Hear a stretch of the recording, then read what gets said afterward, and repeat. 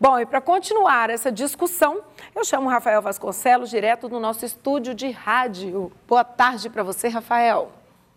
Boa tarde, Michele. Boa tarde a você que nos ouve, que nos assiste, né? Seja pelas redes sociais, ou seja pela TV Brasil Central, canal 13, na NET no canal 20. Um grande abraço e, sem dúvida, essa situação do ônibus que nós levantamos aqui, especialmente em relação aos ônibus parados nos terminais, enquanto existe uma superlotação, vai ser destaque a partir de agora. Vamos cobrar providências diariamente, né? E fazer o nosso papel de jornalístico, de levar essa informação real, de mostrar a realidade triste, cruel, muitas vezes, do transporte coletivo. Para isso, nós temos aqui os maiores analistas de Goiás. Reginaldo Júnior, tudo bem? Seja bem-vindo. Olá, Rafael, bom dia. Uma alegria participar do programa de hoje. A gente que mostrou desde o primeiro dia do Jornal Brasil Central, na segunda-feira passada, a situação do transporte coletivo, a situação dos bares, né? E as pessoas precisam de entender. A culpa desse lockdown, desse isolamento social, ela é não apenas do empresário que está ali, mas de todo mundo que participou dessa bagunça que aconteceu nos bares. A culpa desse fechamento que existe, desse problema financeiro que existe, são da bagunça das pessoas que não respeitaram, não usaram máscara. Nós aqui estamos sem máscara, mas estamos num ambiente com distância e, claro, assim como todas as emissoras de televisão, os apresentadores não estão usando máscara. Bom dia. E feliz Dia das Mulheres para as mulheres todas que trabalham aqui na Brasil Central, que assistem a gente. Estou aqui com a doutora Cristina, feliz Dia das Mulheres, e com a Núbia. Feliz Dia das Mulheres para você e para nossa chefa Isabel. É isso aí. Conosco, Jean Lopes. Tudo bem, Jean? Seja bem-vindo. Obrigado, Rafael. Tá tudo bem. Tudo bem não, né? Seria hipocrisia me dizer que tá tudo bem dentro da situação que nós estamos passando aqui em Goiânia, em Goiás, no Brasil, no planeta. Mas, pelo menos, eu estou tendo saúde e estou tendo capacidade de pensamento para enfrentar essa situação horrível que todos nós estamos passando. Boa tarde à doutora Cristina, boa tarde ao Júnior, e uma boa tarde especial a todos os nossos telespectadores, todos os nossos ouvintes, pessoas às quais eu desejo uma ótima segunda-feira, uma ótima semana, Rafael. Doutora Cristina Lopes, tudo bem com a senhora? Seja bem-vinda mais uma vez. Tudo bem, Rafael? Um bom dia, boa tarde, né? Jean aqui na bancada conosco, Júnior Reginaldo, prazer. Eu falo Júnior Reginaldo porque ninguém sabe o nome dele de Reginaldo, viu, gente? Eu quero cumprimentar toda a equipe técnica aqui da TV Brasil Central, os internautas que nos assistem, quem nos assiste pela TV e quem nos ouve pelas ondas do rádio. É um prazer estar aqui nesse Dia Internacional da Mulher. Sim, todos os dias são dias que a mulher tem que comemorar a sua vida, porque ser mulher hoje não é simples, é uma questão de sobrevivência. Mas esse dia marca e nos faz lembrar de toda a história, porque esse dia é gravado aí no mundo inteiro como o Dia Internacional da Mulher. Então é importante a gente também refletir e sempre progredir. Eu sou uma pessoa super otimista e tenho certeza que o nosso futuro vai ser sempre melhor. E não poderia, nesse dia, deixar de fazer minha homenagem à Adelita Ribeiro. A Adelita era uma técnica de laboratório, foi a primeira vítima do Covid-19 de toda a rede municipal de saúde. Uma mulher feliz, alegre. O último vídeo dela era a Adelita cantando e desejando aos seus colegas aí proteção e saúde, e acabou sendo a nossa primeira vítima. Eu espero que a Comenda Adelita Ribeiro possa ser instituída no município e homenagear toda essa linha de frente, essa linha que está lá no fronte da batalha, não só do Covid, mas de todas as pandemias e endemias e toda a situação crítica da saúde no município de Goiânia. Muito bem, evidentemente, Dia das Mulheres é todos os dias, parece uma frase repetida, mas é uma grande realidade, na minha opinião. As mulheres já ultrapassaram os homens em rigorosamente tudo, já ocuparam, estão ocupando os seus espaços. Vamos falar de um assunto que a gente abordou aqui na sexta-feira e por conta disso existe uma fiscalização maior em relação aos ônibus que estão parados. Os ônibus em movimento estão lotados. Nós já mostramos aí nas nossas reportagens. Eu quero imagens mais uma vez. E como nós estamos no rádio, a gente vai descrever o que está acontecendo. Ônibus, mais uma vez, lotados. Lembrando que o decreto da Prefeitura de Goiânia, em parceria com a Prefeitura de Aparecida, estabelece que todo mundo só pode andar sentado nos ônibus. Jean Lopes, você acreditava que essa utopia poderia ocorrer, que os passageiros ficassem sentados a partir de hoje, Jean? Eu, pelo menos, tinha uma esperança vã, porque há um descaso total das autoridades competentes na área do transporte coletivo aqui na nossa Goiânia, na nossa grande Goiânia, que envolve as cidades do entorno. Mas eu tinha uma esperança, porque a situação está tão grave, né? As UTIs lotadas, as pessoas morrendo, a maior parte da população dando sua cota de sacrifício, que não é pequena, pequenos comerciantes fechados, sem ter condição de levar o sustento às suas famílias, grandes comerciantes, grandes empresários tendo prejuízos, sendo obrigados a desempregarem trabalhadores.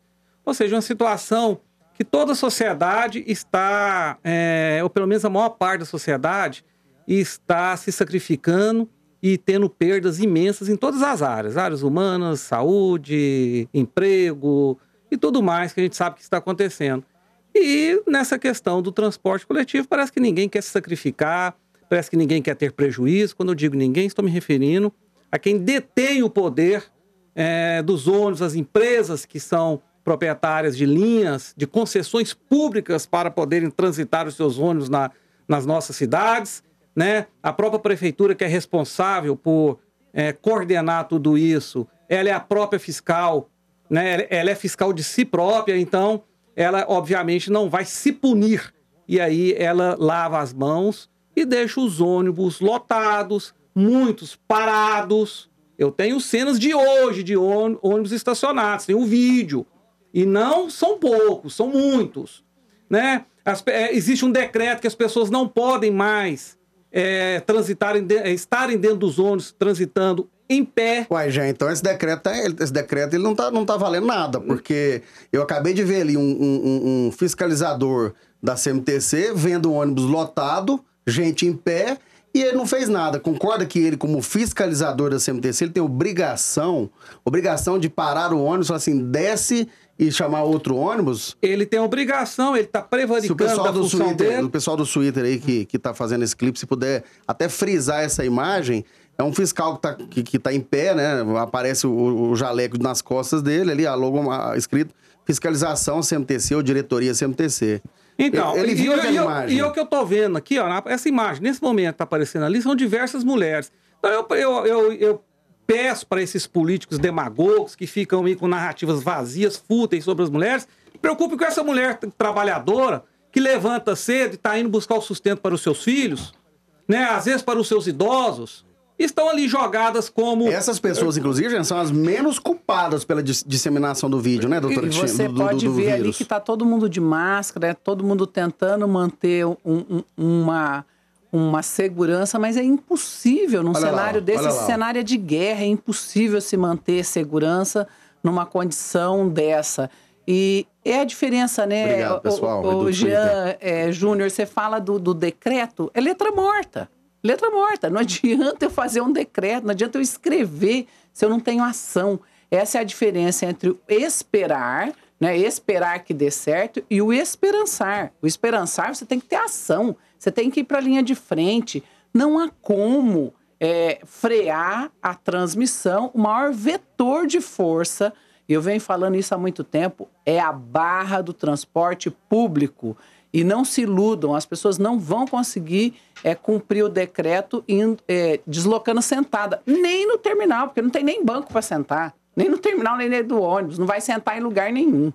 Né? Talvez sente na sala de espera de uma unidade de saúde ou, pior, de um hospital de campanha. Destacamos mais uma vez aí, por gentileza, pessoal do Twitter e quem está nos acompanhando no rádio também, que fique claro que nossa equipe flagrou que 2 fiscais da CMTC, né?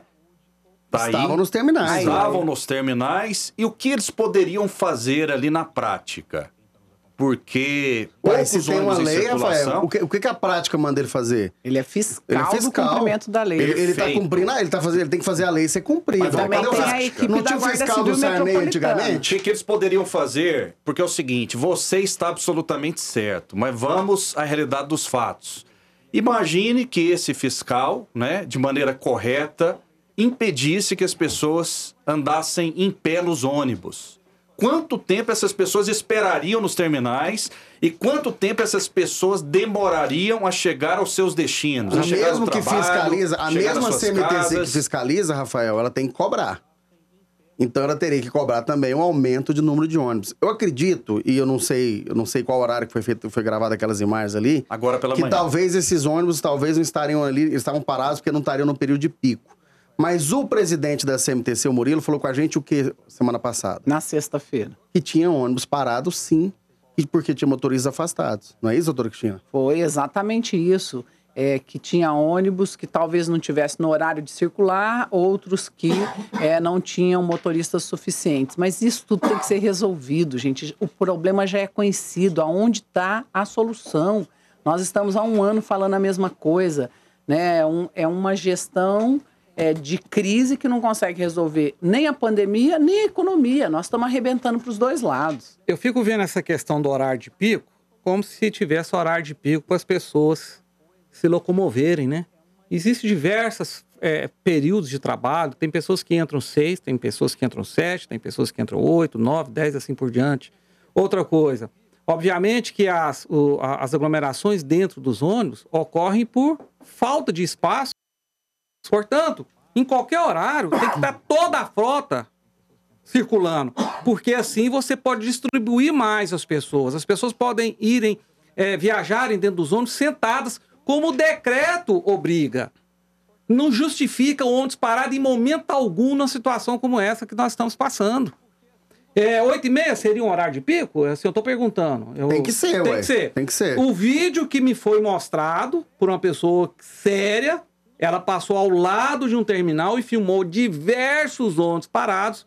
Esse vídeo foi feito às 8h30 da manhã desta segunda-feira. Estão na tela aí, ó. Então, assim, eu tô dizendo o horário. Ele me afirmou que ele gravou o vídeo às 8h30 desta segunda-feira, ou seja, um horário que as pessoas estão saindo para trabalhar. Se puderem colocar novamente o Murilo Ulloa, né, para conversar conosco, eu aciono a produção para que isso aconteça. Por quê?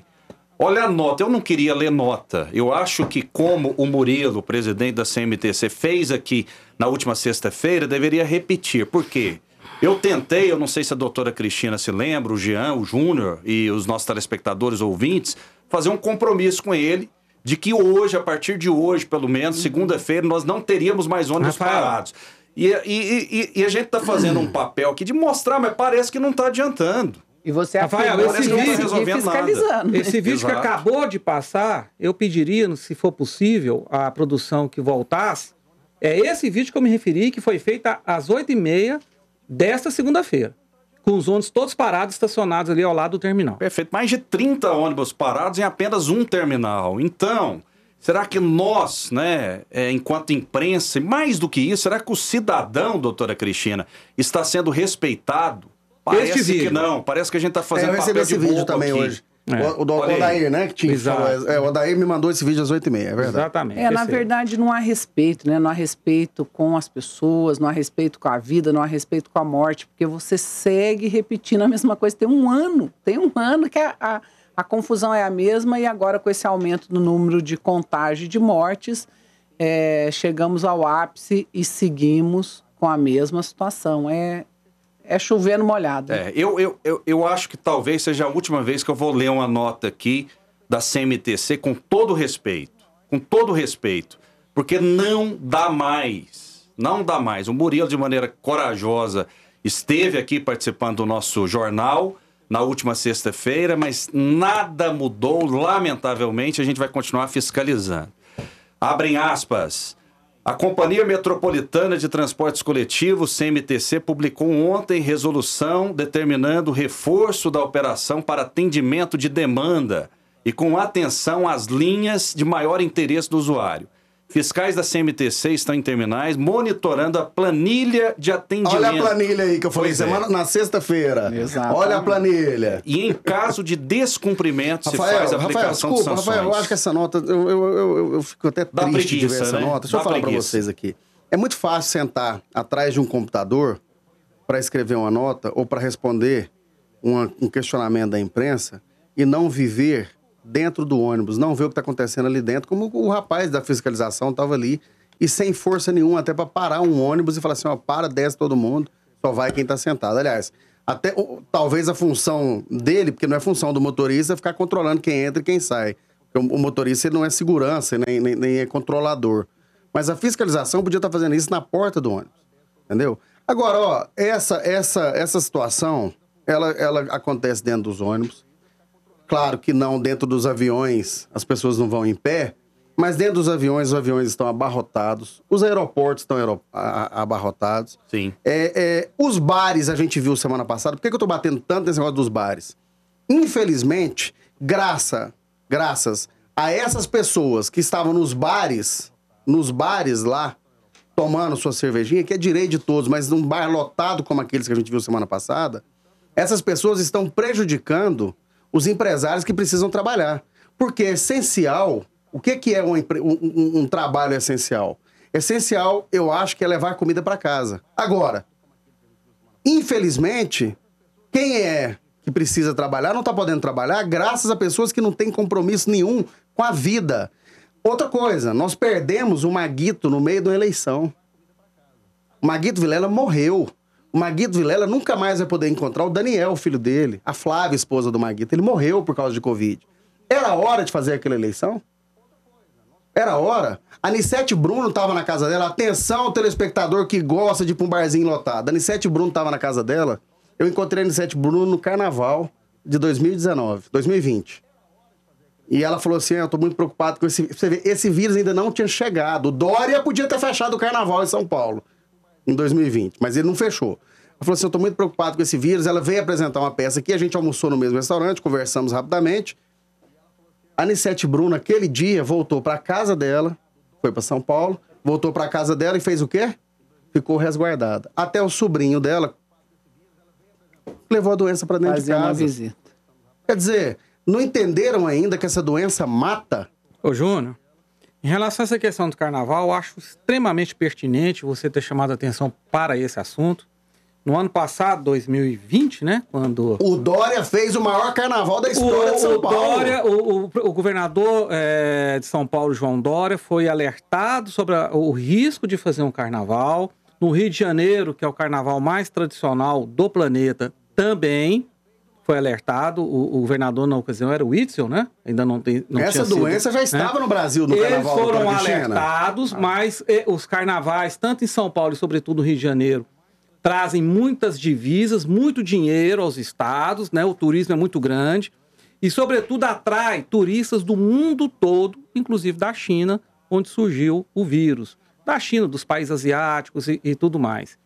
Houve, na época, inclusive num programa domingueiro, de grande audiência, na principal rede de televisão, profissionais de saúde dizendo que não haveria problema de ter carnaval. Passado o carnaval, logo de imediato, começou as questões dos surtos, que depois virou epidemia e propagou no Brasil inteiro. Ou seja, parece que naquela ocasião a economia foi colocada em primeiro lugar do que a saúde. A partir dali, se inverteu a situação. No carnaval agora... Porque era interessante, Jean, criticar quem era contra o carnaval naquele período. Exatamente, é isso que eu tô querendo dizer. E no carnaval agora de 2021... 2 medidas, velho. Não houve os desfiles, não aconteceram os desfiles de rua. Mas as festividades, muito dinheiro, bloco de carnaval... Né? O governo de São Paulo mesmo distribuiu muito dinheiro para blocos de carnavais no carnaval que não existiu. Né? DJs então, e artistas aí famosos. Então a gente tem que parar de culpar trabalhadores, né? Pequenas empresas, nem empresas não são, pequenos comércios não é o trabalhador, é né? o cara que vai, que aceita que no bar dele fica Sim, aquela bagunça que ficou. Concordo, mas eu tô dizendo... A culpa é desse cara. O trabalhador que tá tomando prejuízo, que tá em casa sem poder... O vendedor de picolé que não pode sair de casa, esse cara, eu duvido que ele tenha ido participar de alguma aglomeração ou de festinha clandestina. Mas, Júnior, nós estamos chegando num momento que não adianta mais quem é culpado, quem é castigado. Nós estamos entre culpa e castigo de maneira transversal. Tem gente que morreu. Eu vou precisar, sim, é doutora, isso. Eu vou precisar interromper a senhora, eu peço desculpa, porque o Murilo Ulloa está conosco na linha. Não tá, não? Daqui a pouco o Murilo Ulloa ao vivo conosco, a produção está tentando, né, entrar em contato. Corajoso, Murilo. Tá certo. Para dar uma satisfação para o cidadão. E lembrando que esse problema do transporte coletivo, ele já dura 20, 30, 40 anos aqui em Goiânia, em Aparecida de Goiânia. Daqui a pouquinho eu volto a palavra para a senhora, doutora Cristina. Certinho. Pois não, pode seguir seu raciocínio. Tá, então, vamos lá. Daqui a pouquinho é imediata aqui. Bom, gente, é uma situação tão grave. Nós estamos chegando num momento tão difícil. E essa transferência de responsabilidade é uma coisa danosa no poder público. Eu assisti isso, Júnior, várias vezes. Não, a culpa é de fulano, a culpa é do outro, Ninguém traz para si a responsabilidade. E nós precisamos... Culpa morre solteira. Exato. A dona culpa morre solteira. Morre solteira, agora nós precisamos trazer a responsabilidade. Qual que é a minha parcela de responsabilidade nesse momento? Que eu, como pessoa pública, posso fazer? E é o que a gente segue falando, não adianta emitir decreto, não adianta dizer você tem que fazer isso ou aquilo se eu não tiver fiscalização, se eu não tiver apoio. O empresariado precisa de apoio, precisa de segurança, como também as pessoas precisam de segurança. Dar segurança para as pessoas nesse momento é questão de sobrevivência. É o que o Júnior disse, nós perdemos um político de referência nesse estado, nesse país, que foi Maguito Vilela. Vários políticos que estavam fazendo campanha, quer dizer, numa vontade louca de se ganhar, não do Maguito, mas uma vontade louca de grupos de se ganhar uma eleição, quer dizer, não dava para esperar um pouco? Exato. Aí é carnaval, é eleição. Agora, nós tivemos carnaval clandestino, gente. Vários carnavais. E para mim o ápice... Teve prefeitos que promoveram, em Goiás que promoveram carnavais. E o ápice do assombro. Um baile de terceira idade. A hora que começou a crescer, nós tivemos um baile de carnaval de terceira idade na cidade de Anápolis. Como assim? Não dá para compreender... Né? A sensação que a gente tem é que a morte bateu na porta e a pessoa pensa, vou viver minhas últimas horas. A gente sabe... É uma despedida, né? É a despedida. A gente sabe da perda lamentável do ex-governador e prefeito eleito Maguito Vilela, porque ele era uma pessoa notória, uma pessoa que todos nós conhecemos. Mas naqueles comícios, buscando campanha política que o Júnior está criticando com toda a razão, com toda a propriedade, quantos mais de pessoas... que a gente não conhece, anônimos morreram por causa daqueles debates. E que não sabem, né? A gente não sabe, porque as pessoas não têm não são conhecidas, não são pessoas famosas.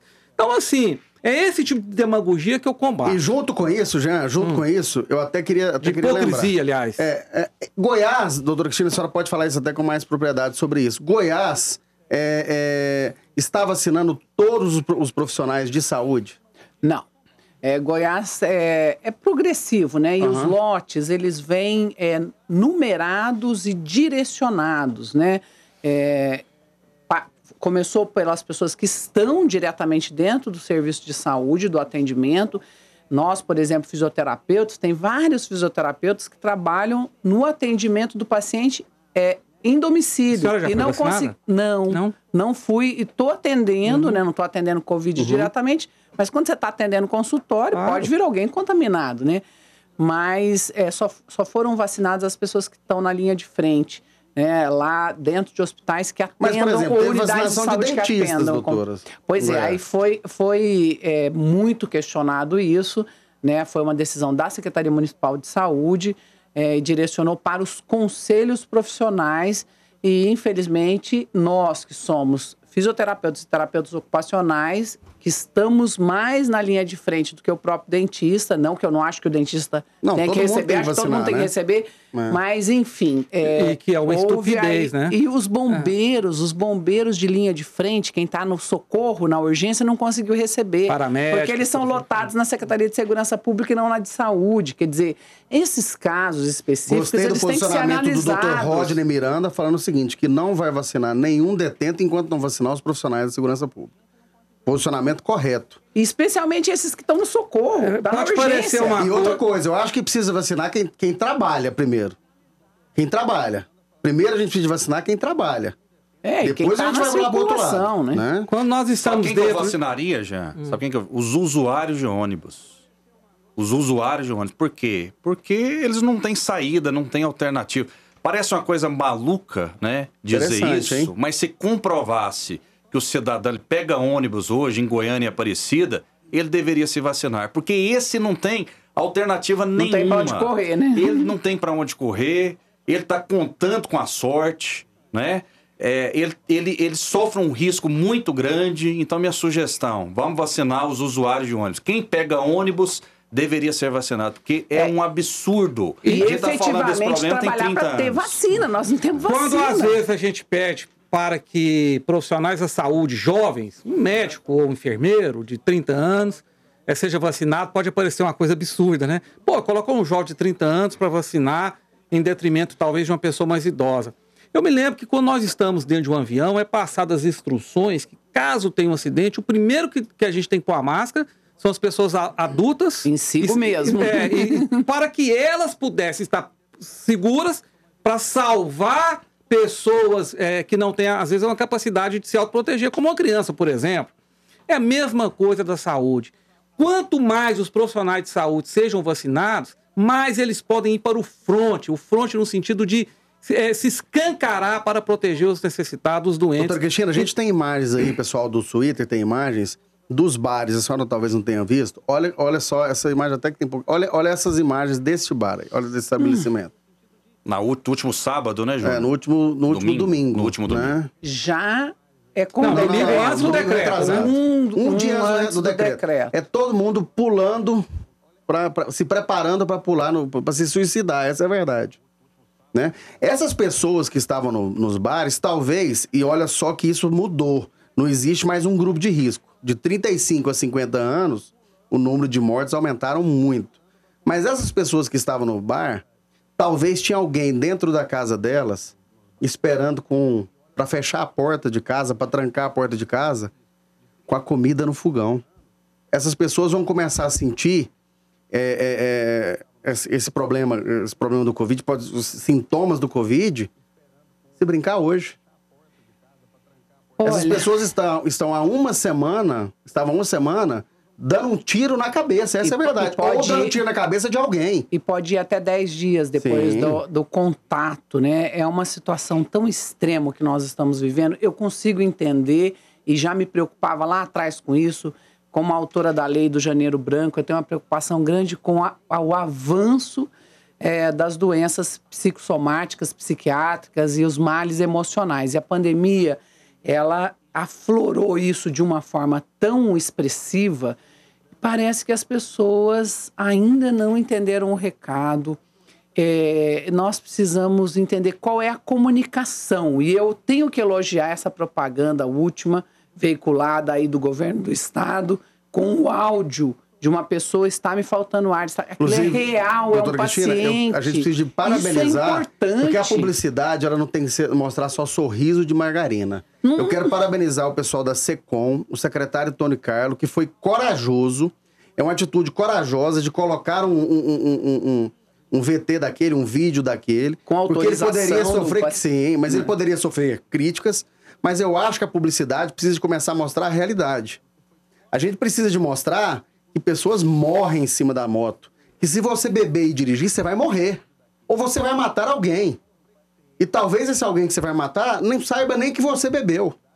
Vamos fazer o E seguinte. essa consciência coletiva eu quero parabenizar, é fundamental. Rafael, até só falar isso. Eu quero parabenizar o Tony Carlo, porque isso foi este programa domingueiro também presta coisas, né? Em uma grande emissora também presta informações importantes. Então, o Fantástico, eu quero parabenizar o Fantástico porque valorizou e entendeu o que o secretário Tony Carlos, junto com a equipe da SECOM, A mensagem, queria né? mostrar através dessa mensagem. Essa mensagem é uma mensagem muito clara. Real, Morrer né? Real. é muito difícil. Não volta mais, meu filho.